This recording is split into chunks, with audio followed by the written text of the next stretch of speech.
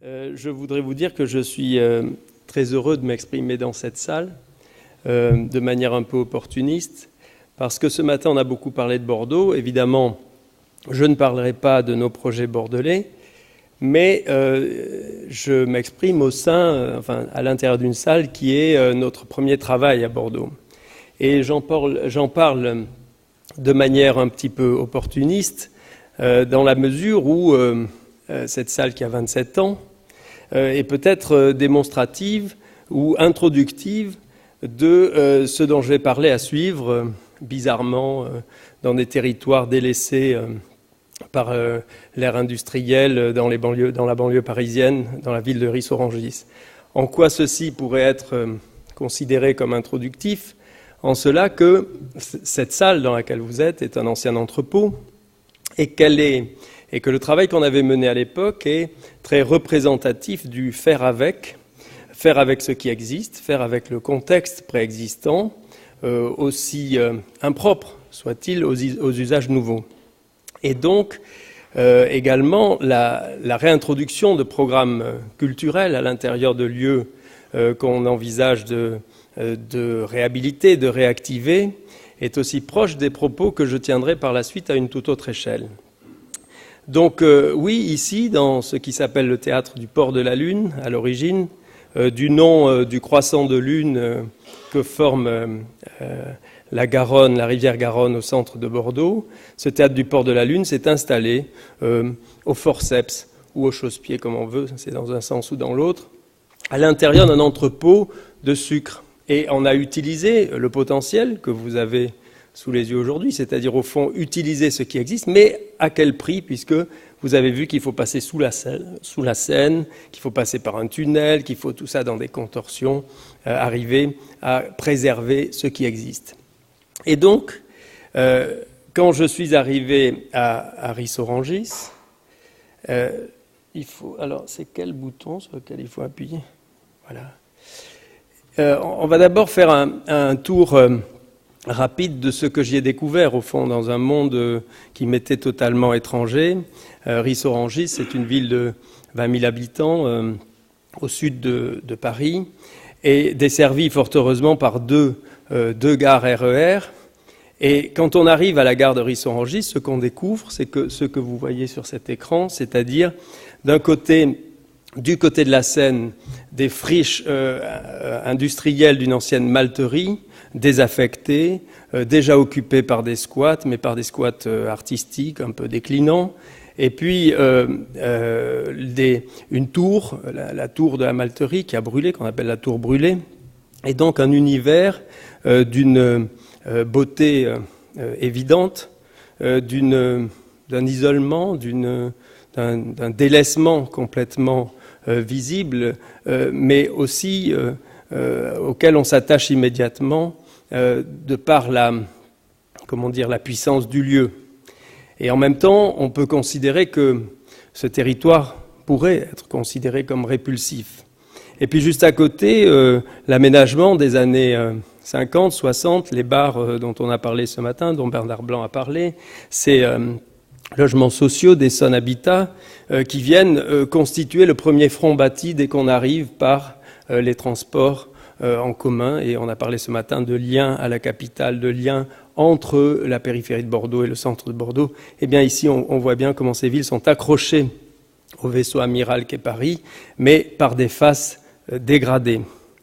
Et qu'est-ce qu'on voit ici? C'est au fond cette juxtaposition entre des territoires complètement abandonnés sur lesquels on va travailler, et puis des lieux gérés par Essonne Habitat, et donc évidemment habités, et qui demandent un nouveau voisinage et l'apport d'un nouveau quartier qui va venir tisser ces liens entre ce qui est de l'ordre du passé désaffecté et celui qui est de l'ordre de la modernité, enfin de l'habitat actuel, dont Bernard Buller avait bien raison de dire que c'est pas toujours très gai. Voilà. Donc, quelle merveille que ces territoires abandonnés, parvenus jusqu'à nous, et juste aux confins, aux lisières d'une zone réellement habitée et réellement de l'ordre de l'habitat d'aujourd'hui. Donc c'est celui-là qui va muter si nous savons tisser les liens à proximité et ne pas jouer contre et ne pas apporter des formes urbaines qui seraient discriminantes.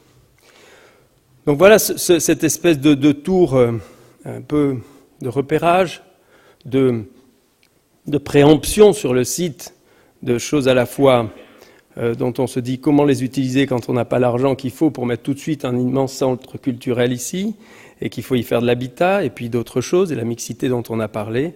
Comment on va faire, voilà. Comment on va faire pour que ce qui existe derrière ces murs vienne au contact de ce que vous voyez juste à droite, c'est-à-dire un petit pavillonnaire qui va perdurer. Donc faire sauter ces barrières, ouvrir, et découvrir au milieu de ce territoire une pépite extraordinaire qui est un lac. Ce lac, aujourd'hui, personne ne le voit, puisqu'il est entre les pavillonnaires dont j'ai parlé et la Seine. Il est fréquenté par les pêcheurs, et c'est tout. Il va être au cœur de notre quartier. Le lac dont parlait Tania Conco tout à l'heure, eh bien, ici, il existe déjà. Il est de beaucoup plus petite échelle, mais il existe déjà.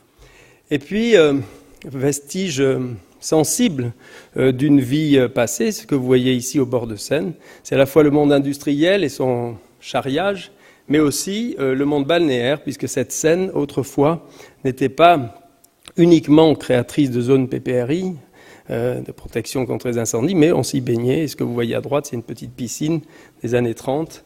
On se baignait là et on apprenait à nager pour les Rissois. Le pont de Draveil et cette façade, donc véritable façade urbaine de Ris-Orangis. Alors, le cadre est posé. On voit ici l'ensemble du territoire concerné, les barres d'Essonne Habitat, la ville ancienne qui monte et les bords de Seine avec l'ensemble de ces zones industrielles désaffectées. Si on prend un peu de hauteur, Ris-Orangis, c'est une ville coupée en deux. Je vais essayer de montrer.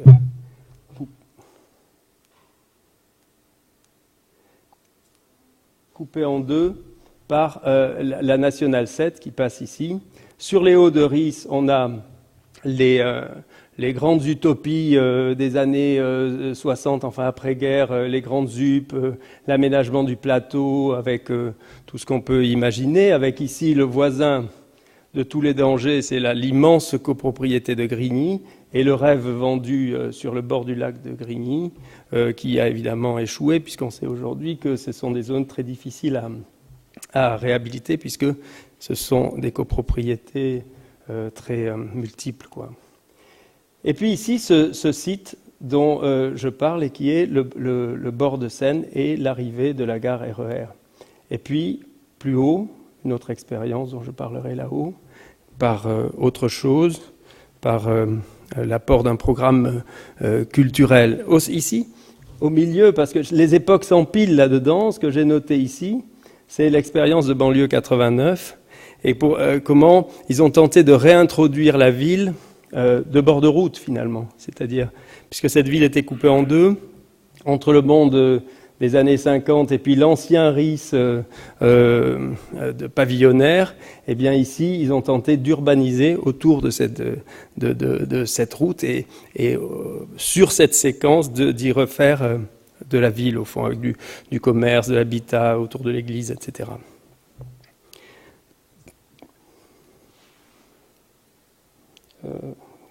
Voilà. Donc voilà, ce descriptif un peu rapide des forces en présence pour indiquer comment on va pouvoir travailler sur ce terrain, à la fois en utilisant les territoires naturels préservés, puisque ce que j'ai montré au bord de la Seine se prolonge miraculeusement pour des zones, tout simplement, pour des questions de pollution du sol, par des grandes lanières qui permettent d'entourer toute la ville, y compris le Haut-de-Ris, et venir retrouver des grandes poches naturelles qui viennent arrêter l'urbanisation. Et aujourd'hui, il faut se servir de ces divers paysages qui, assemblés, vont faire un chapelet constitutif d'une identité de la ville. Donc voilà le territoire, on voit le lac, on voit l'ensemble des composantes. Ici, il va s'agir évidemment entre Essonne Habitat, entre ces barres anciennes, la gare et le lac, de tisser un quartier qui va faire comme une frange et qui va amener la qualité de ces territoires naturels dont j'ai parlé, la Seine, le lac et plus loin le Chapelet dont j'ai parlé, jusqu'au cœur ancien de la ville et jusqu'à la gare. Donc des petits schémas qui amènent une façon de faire pour retisser et réconcilier ces deux univers en y construisant à peu près 600 logements. Mais 600 logements qui vont utiliser le patrimoine en présence. Donc, dans ce que j'ai montré spécifiquement, on a proposé de conserver cette halle et de la laisser au centre du quartier, de conserver aussi ces petites halles en béton qui sont en périphérie et qui vont trouver des fonctions tout à fait particulières, des fonctions culturelles, et puis bien sûr relier ce lac. Donc la voie ferrée, j'ai peut-être pas assez insisté sur le fait qu'entre la Seine et ce lac, il y a la voie ferrée. Et que toute la question, c'est de gommer cette coupure. Et donc on travaille, vous le voyez, parallèlement à la Seine pour tisser ce quartier qui est composé de lanières vertes qui définissent des zones construites et des zones entièrement vides et en pleine terre, et que ces zones de pleine terre viennent faire former des jardins qui viennent jusqu'à la gare et qui longent la voie ferrée. On appelle ça la terrasse de la voie ferrée, et puis un peu plus haut dans l'image, la terrasse de la Seine. Et donc en travaillant sur ces lanières, on va proposer un plan qui est plus un plan indicatif qu'un plan directeur, qui est une sorte et je vais montrer après 3 variations par 3 architectes différents. C'est un plan qui part des lanières vertes, des jardins, donc du vide dont on a parlé, qui définit des espèces de canyons constructibles. Et je dirais que ce projet se situe entre 2 façons de faire, l'îlot et le déhanchement. C'est-à-dire, on parlait de mise en perspective, de cheminement, d'irrégularité. Donc on va voir que certains projets vont utiliser ce déhanchement et d'autres vont utiliser l'îlot. Alors l'îlot test, l'îlot type part autour de ces cheminements en pleine terre qui constituent des cœurs d'îlots, toujours traversables. Je reprends des thèmes qui ont été évoqués ce matin. Et à partir de ces cœurs d'îlots, les accès à chacun des corps de bâtiments sont véritablement des adresses. Et ces adresses s'étagent dans les hauteurs, c'est-à-dire qu'on essaie par les voies de circulation pour aller dans chacun de ces collectifs d'avoir des espaces partagés, des pontons, des passerelles, des escaliers qui amènent à différents corps de bâtiments. Cette logique d'îlot repose aussi sur une certaine densité. C'est-à-dire c'est pas des îlots de 600 logements, c'est à chaque fois, au maximum, chaque lot fait 80 logements en plusieurs corps de bâtiments. Donc ce sont des petites échelles de construction qui viennent relier le lac. Par exemple, l'îlot type ici est composé de logements de très bas qui s'harmonisent avec les petites maisons et les pavillons de la rue de Froment en vis-à-vis. Et puis d'autres montent plus haut du côté du lac et sont toujours traversés, c'est-à-dire que l'espace collectif de toutes les lanières vertes est partageable pour l'ensemble de l'opération. Alors, à partir de cet îlot type, eh bien, il y a eu plusieurs variations qui ont été confiées à des architectes différents. Donc, par exemple, François Leclerc a utilisé la halle conservée et a augmenté cet effet de halle que nous avions proposé en proposant d'en recréer une à côté et d'utiliser par conséquent la halle du centre comme un jardin partagé entre les 2 corps de bâtiment. Donc il a ainsi pris une des données qu'on avait introduites, qui est celle de la conservation du patrimoine et de son utilisation, et l'a projetée vers une maximisation en trouvant ainsi à créer cette architecture qui utilise les ruines préexistantes et les projette dans une fonction nouvelle. On voit bien ce que ce centre du quartier va devenir, Il est question d'y installer, évidemment, parler de mixité, des usages collectifs, évidemment, au rez-de-chaussée, mais il y a aussi le stationnement et directement l'accès aux immeubles par cette grande halle couverte qui est l'ancienne structure restaurée.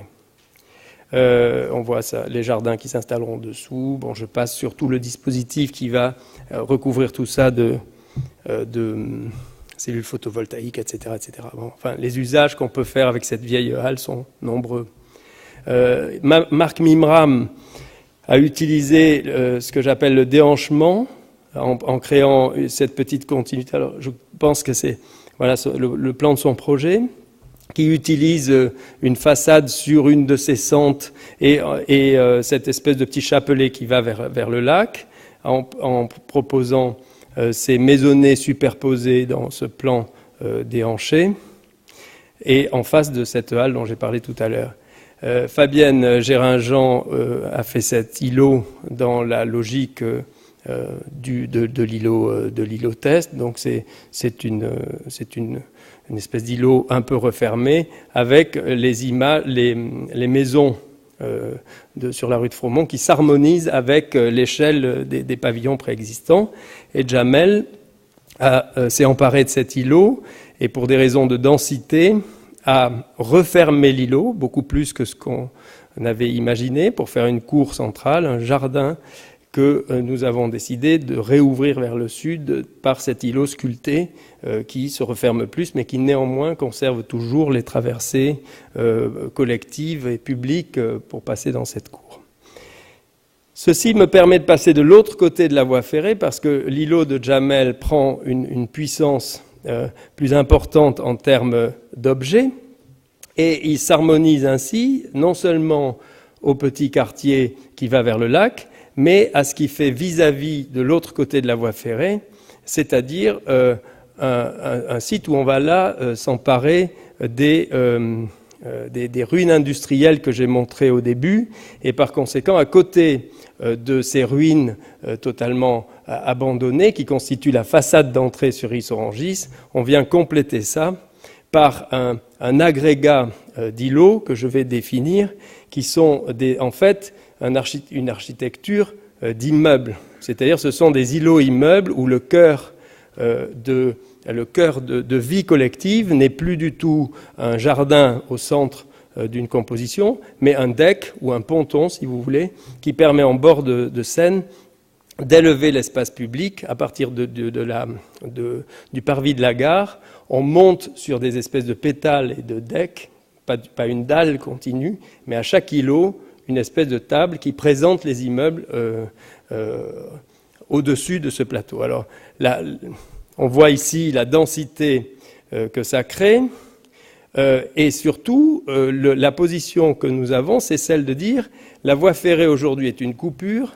Demain, il faut que la place publique associe la barre d'Essonne Habitat, bon, d'un côté au lac, j'en ai parlé, et de l'autre côté à son vis-à-vis, qui est de l'autre côté de la voie ferrée, c'est-à-dire que la voie ferrée et la gare de RER sont situées, plantées au milieu de la future place publique, et donc on a besoin de tenir cet espace par ces pontons sur lesquels on va bâtir des immeubles.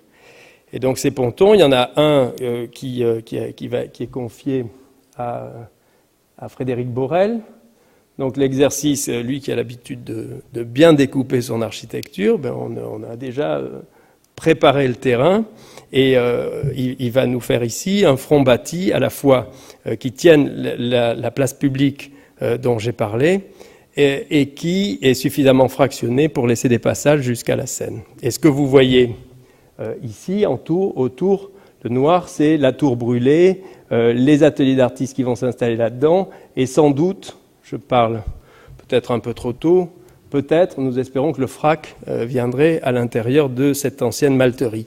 Donc vous voyez l'espace diffus, dégradé, et détruit dont j'ai parlé au début, se trouve le ferment de recomposition d'une place publique d'entrée dans la ville de Ris par le RER.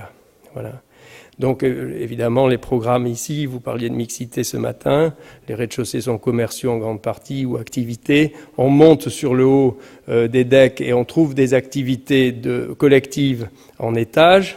Et puis quand on monte dans les 7 ou 8 étages, on s'attache évidemment à donner une échelle qui vient s'harmoniser aux vestiges des meulières, de la malterie en termes de hauteur. Et puis ici, devant les pontons, les zones de PPRI sont utilisées. Je voyais dans le film tout à l'heure les jardins ouvriers. Chaque appartement qui sera dans ces pontons-là aura ici, par ces petites allées en hauteur, possibilité d'avoir des jardins dans la zone préservée naturelle. Donc voilà, tout ça, c'est au fond que des histoires de tissage et d'arriver à composer les zones inconstructibles avec une frontière et une façade pour la ville. Voilà la définition de l'îlot dont j'ai parlé depuis quelques minutes. Donc la partie haute ici, soit les stationnements, soit les activités qui se lisent dessus, les accès partagés à l'ensemble des immeubles au-dessus, et donc une espèce de montée de l'espace public en balcon, sur la Seine, sur la gare et sur l'espace public ainsi créé.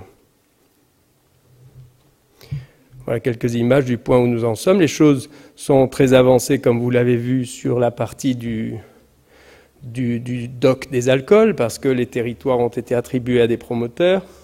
De ce côté-là, c'est plus un travail pour les logements sociaux et des activités mixtes.